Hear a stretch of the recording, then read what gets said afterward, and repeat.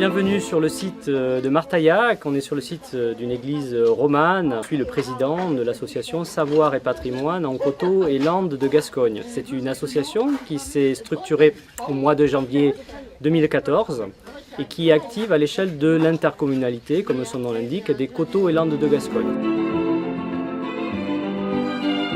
De deux axes essentiels. Le premier axe, et qui a été l'origine de la fondation de l'association, est donc l'encadrement du chantier de restauration de l'église romane Saint-Pierre-Esliens de Martaillac. En 2014, avec la collaboration de l'association Adichatz, qui encadre la restauration du château de Villandreau dans la Gironde, un chantier international de bénévoles. Nous accueillons chaque année 8 à 10 bénévoles français et venus de l'étranger qui offrent leur travail pour restaurer cette église en péril.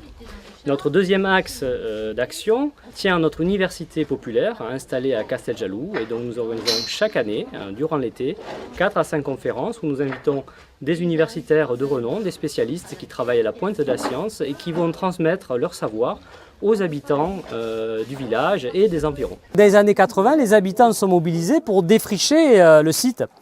Et donc ils ont demandé à l'époque à la mairie la possibilité de stabiliser l'édifice. Les habitants avaient contacté la direction régionale des affaires culturelles et cette direction régionale avait recommandé à la commune d'au moins stabiliser l'édifice pour éviter sa ruine totale.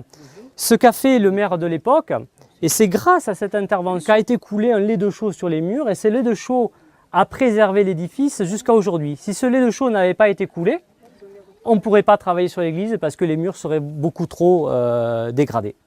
Donc cette intervention en 2000 nous a préparé le terrain, à l'association et à l'action d'association qui a démarré en 2014.